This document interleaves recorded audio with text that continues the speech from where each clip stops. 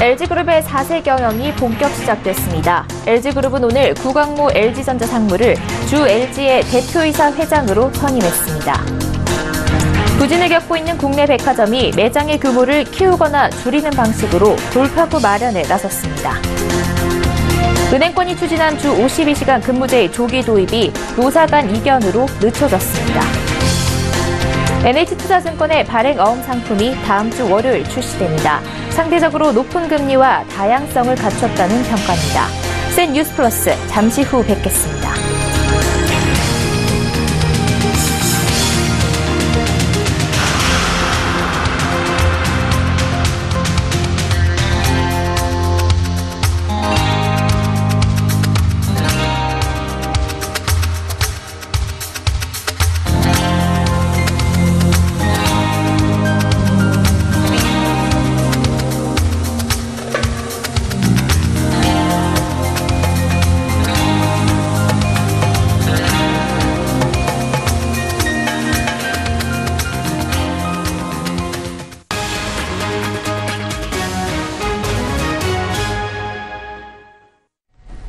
시청자 여러분 안녕하십니까? 센 뉴스 플러스 양한나입니다. LG그룹의 4세 경영이 오늘 본격적인 닻을 올렸습니다. LG그룹이 오늘 주주총회와 이사회를 열고 구광모 LG전자 상무를 대표이사회장으로 선임한 겁니다. 이보경 기자가 보도합니다. 여의도 트윈타워에서 열린 주식회사 LG의 임시 주주총회. 안건은 고 구본부회장의 아들 구광모 LG전자 상무를 등기이사로 선임하는 겁니다. 안건이 일사천리로 처리되면서 주주총회는 10여 분 만에 종료됐습니다. 주총이 끝난 뒤엔 바로 이사회가 이어졌습니다. 이사회는 구광모 이사를 LG의 대표이사 회장으로 선임했습니다. 당초 사장, 부회장을 거치면서 경영 수업을 받을 것으로 예측됐지만 예상을 깨고 곧바로 회장을 맡게 된 것으로 책임 경영에 나서기 위함입니다. LG는 앞으로 구광모 회장과 현재 대표이사 겸 최고 운영 책임자를 맡고 있는 하이언의 부회장이 복수 대표이사를 맡아 운영됩니다. 구광모 대표는 지주회사 경영 현안들을 챙겨나가면서 미래 준비를 위한 경영 구상에 집중할 계획입니다. 구 대표는 오늘 이사회 인사말을 통해 그동안 LG가 쌓아온 고객가치 창조와 인간 존중, 정도 경영이라는 자산을 계승 발전시키고 변화가 필요한 부분은 개선하며 장기적인 관점에서 성장 기반을 구축하는 데 최선을 다하겠다고 밝혔습니다. 한편 구본준 LG 부회장은 오늘 이후 LG그룹 경영 일선에서 전면 물러나기로 결정했습니다. 서울경제TV 이보경입니다. 온라인 판매 강세가 이어지면서 대형 유통업체들이 고전하는 가운데 백화점도 고민이 이만저만이 아닙니다. 백화점으로 소비자들의 발길을 끌기 위한 전략도 다양한데 그중 매장의 규모를 키우거나 줄이는 방식이 눈길을 끌고 있습니다. 유동현 기자입니다. 외형 성장이 가로막힌 국내 백화점이 매장의 크기 변화를 통해 돌파구 찾기에 나섰습니다. 오프라인 매장의 위기라는 말도 나오지만 변화는 매장에서부터 이뤄져야 한다는 겁니다. 실제로 국내 1위 업체인 롯데가 창립 이후 처음으로 점포 매각에 나설 만큼 오프라인 매장의 상황은 좋지 않습니다. 통계청에 따르면 지난해 전국 9개 시도 가운데 한 곳을 제외한 모든 지역에서 백화점 판매액은 감소했습니다. 오프라인 매장의 하락세가 뚜렷한 상황에서 대개 온라인 판매를 강화하거나 점포를 정리해 내실을 다지는 경우가 일반적입니다. 하지만 오프라인 매장을 포기할 수 없는 만큼 매장을 키우거나 줄이는 방식으로 소비자들의 발길을 이끌겠다는 움직임도 일어나고 있습니다. 신세계는 백화점의 마트, 영화관, 어린이 테마파크 등을 한데 모은 대형 복합 쇼핑몰 스타필드 매장을 적극 확대할 계획입니다. 스타필드 매장의 매출 증가세가 뚜렷한 만큼 수도권 3곳 외에 앞으로 비수도권 10곳에도 점포를 세워 고객 유치에 힘을 쏟겠다는 방침입니다. 반대로 소규모 매장을 적극 확대하기도 합니다. AK플라자는 기존 백화점 영업 면적의 절반에도 못 미치는 지역 친화형 매장을 선보일 계획입니다. 기존 백화점과 달리 지역 특색에 맞춘 상품 위주로만 매장을 구성해 오프라인 매장 강화에 나선다는 방침입니다. 8월 초 홍대를 시작으로 세종시, 안산에 차례로 신규 점포를 열 예정입니다. 갈수록 신규 매장 출점이 부담으로 다가오는 가운데 매장을 키우거나 줄이는 형태의 색다른 방식이 침체된 오프라인 매장의 새로운 활로가 될 수 있을지 주목됩니다. 서울경제TV 유동현입니다. 은행은 근로시간 단축 특례 업종이어서 내년 7월부터 근로시간 단축을 시행하면 되지만 정부의 요청에 따라 올 7월 조기 도입을 추진해왔습니다. 목표로 한 시기가 당장 다음 주로 다가왔는데요. 구체적인 시행 방안에 대한 노사의 입장차가 좁혀지지 않아 언제쯤 시작할지 알 수 없는 상황입니다. 정훈규 기자입니다. 은행권이 다음 달을 목표로 추진한 주 52시간 근무제 조기 도입이 불가능해졌습니다. 노사가 조기 도입에 대한 공감대를 가지고 있지만 아직 세부안에 대한 합의점을 찾지 못한 탓입니다. 특히 지난 15일 금융노조가 산별교섭 결렬을 선언한 후 대화도 멈춰섰습니다. 산별교섭 재개를 위한 중앙노동위원회 조정회의가 한 차례 열렸지만 서로 입장 차이만 확인한 것으로 전해집니다. 금융노조는 주 52시간 근무 도입이 의미가 있으려면 은행 내 직군에 상관없이 해야 한다고 요구하고 있습니다. 그러나 사측은 전산이나 홍보, 기관 영업, 특수 영업점에 근무하는 직군까지 단번에 일괄 적용하는 것은 무리라는 입장입니다. 특수 직군의 근로시간 단축은 추가 인력 충원이 필요해 수익성과 비용 문제까지 고려해 신중히 접근해야 한다는 겁니다. 사측은 인력 충원이 문제라지만 노조는 근로시간 단축과 추가 고용을 정부 일자리 창출 기조에 따른 하나의 묶음으로 보고 있습니다. 입장차가 커 다음 달은 물론 연내 도입도 불투명합니다. 한편 국책은행 중에서도 조기 도입에 대한 온도 차이가 나고 있습니다. 기업은행은 조기 도입을 결정했지만 산업은행은 신중해야 한다는 입장입니다. 산업은행 관계자는 최대한 빨리 한다는 목표는 있지만 시기를 정하진 않았다며 전체적으로 인력이 어떻게 운영될지 살펴봐야 한다고 말했습니다. 서울경제TV 정훈규입니다. NH투자증권의 국내 제2호 발행어음 상품이 다음 주 월요일 출시됩니다. 지난해 한국투자증권이 1호 발행어음을 선보인 후 약 6개월 만인데요. 보다 높은 금리와 새로운 상품으로 한국투자증권과의 차별화를 노렸습니다. 김성훈 기자가 보도합니다.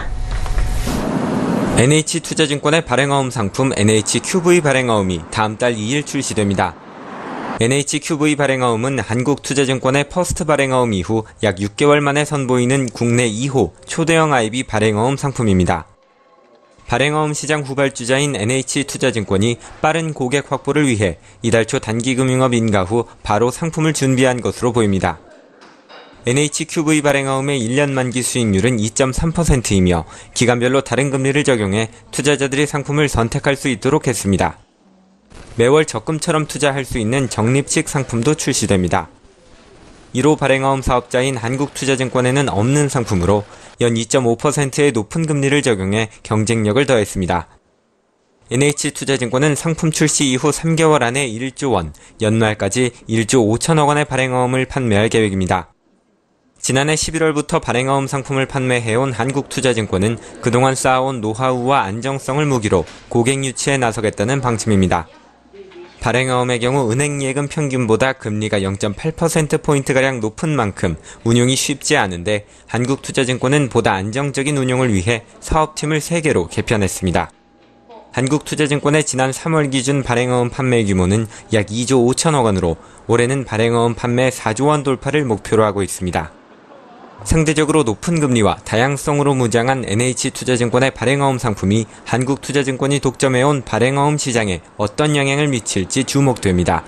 서울경제TV 김성훈입니다. 웃으면서 병이 든다는 감정노동자들, 우리 사회의 감정노동 종사자로 분류되는 인원이 전체 임금 노동자의 40%를 넘어선다고 합니다.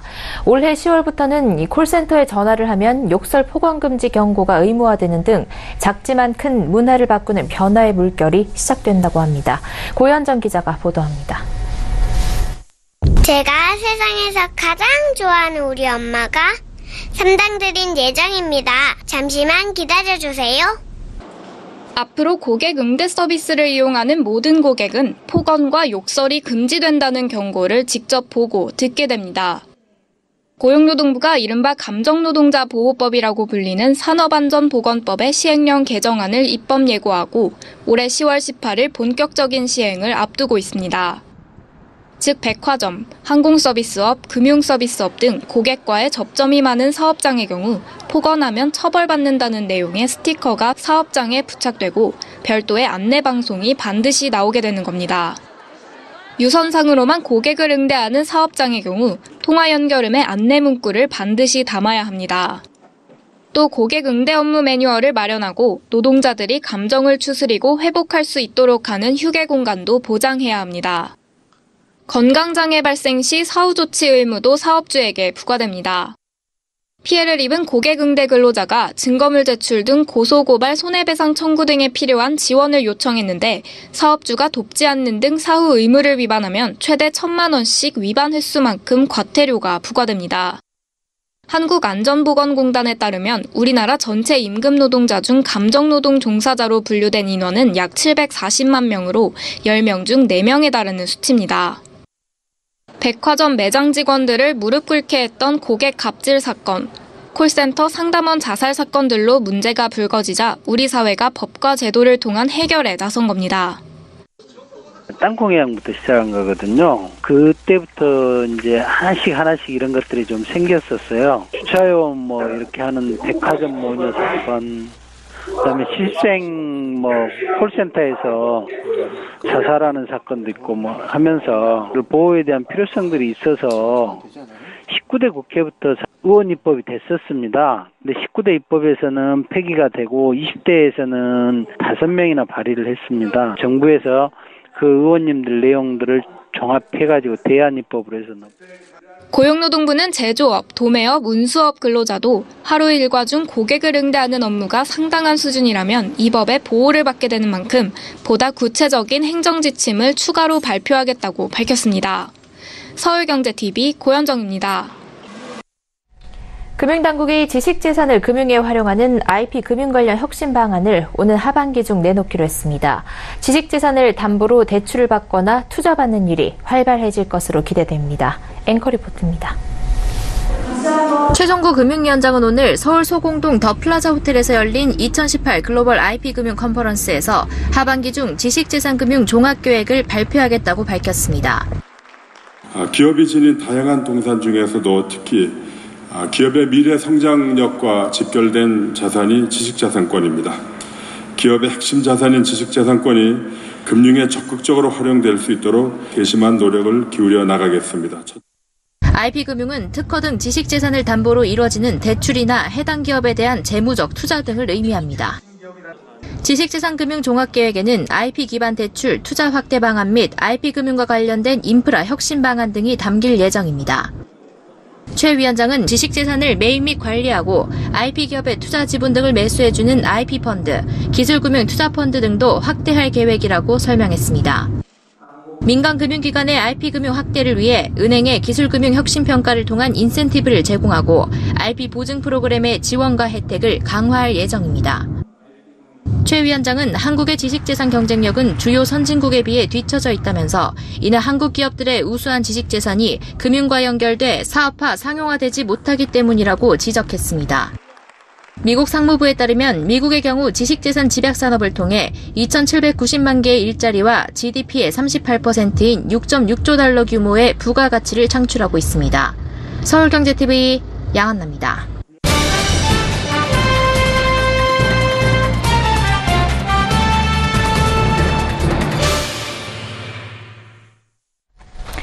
공정거래와 관련해 공정위에 고발이 있어야만 검찰이 기소할 수 있는 제도인 전속고발권, 공정위의 고유 권한인 이 전속고발권을 폐지하겠다는 게 문재인 정부의 공약입니다. 이를 두고 논란이 많습니다. 검찰은 전속고발권을 폐지하고 자진신고 시 처벌을 감면해주는 리니언시의 권한도 검찰과 나눠야 한다는 강경한 입장인데요. 반면 김상조 공정거래위원장은 선별적 폐지를 이야기하면서 신중을 기하고 있습니다. 논란의 중심인 전속고발권 폐지가 어디로 가고 있는 건지 경제산업부 김혜영 기자와 이야기 나눠보겠습니다. 네, 김 기자, 전속고발권 둘러싸고 검찰과 공정위가 논쟁을 벌이고 있어 보이는데요. 이게 서로 권한을 갖겠다라고 싸우는 좀 밥그릇 싸움이 아닌가 이렇게도 비춰지거든요. 네, 외관상 그렇게 보이는 모양새입니다. 네. 공정위 같은 경우에는요, 전속고발권 전면 폐지에 반대를 하고 있고요. 반면 검찰은 누구나 고발을 할 수 있게 해야 된다라고 맞서고 있습니다.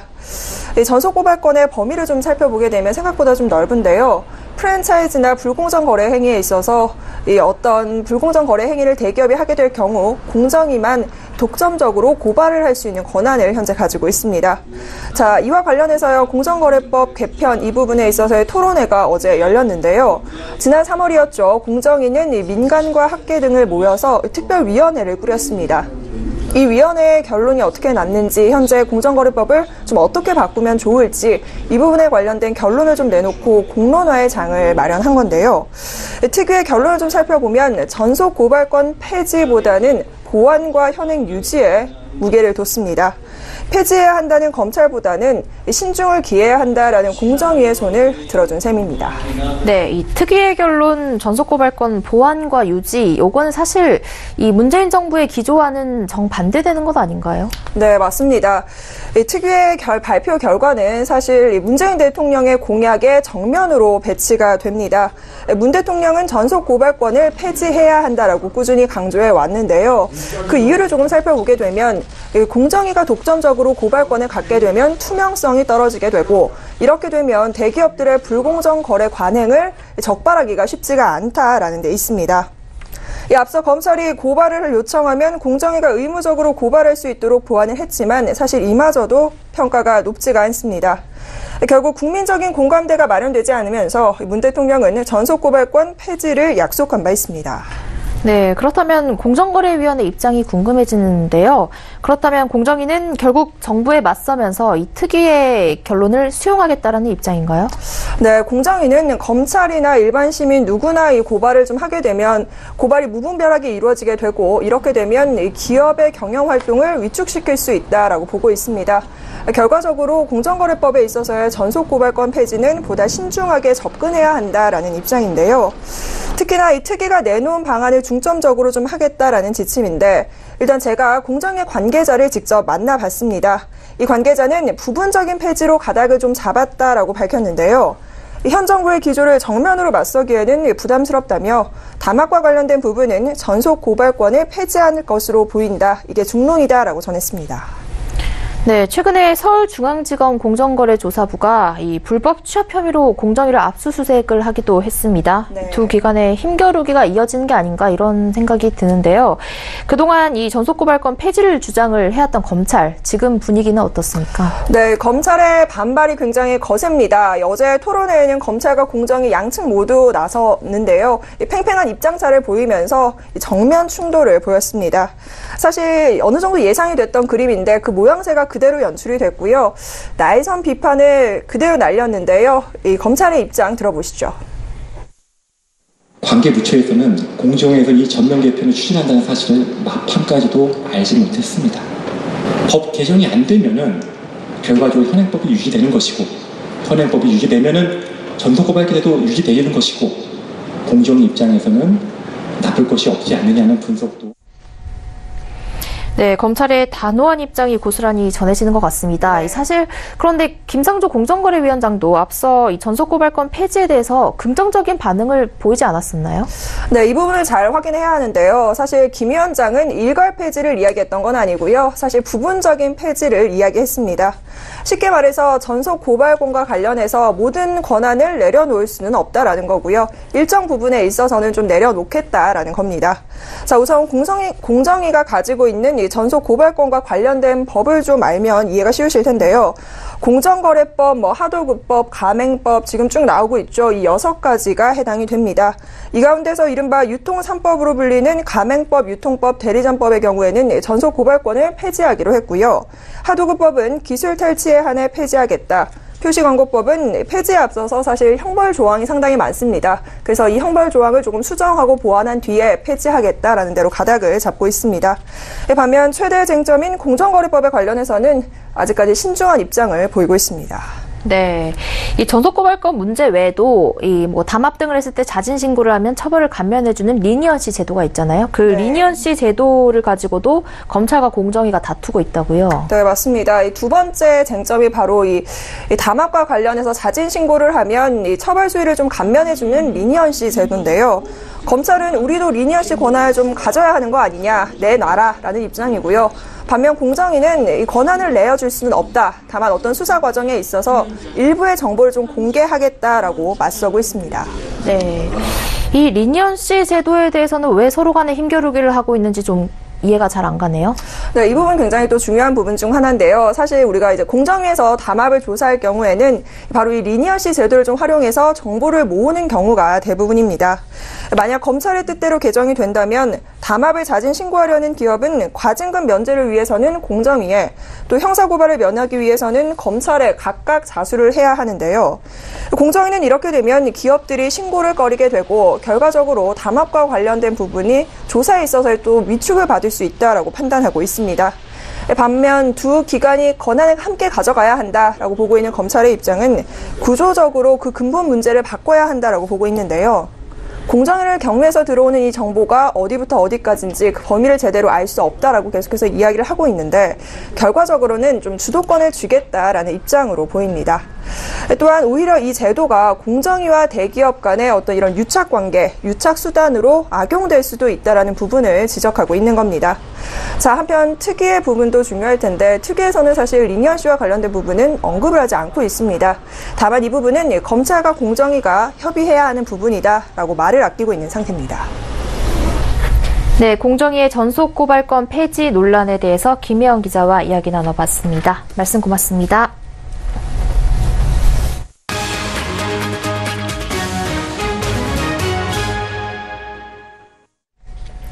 김영주 고용노동부 장관이 탄력근무제 단위기간 확대와 관련해 부정적인 의견을 밝혔습니다.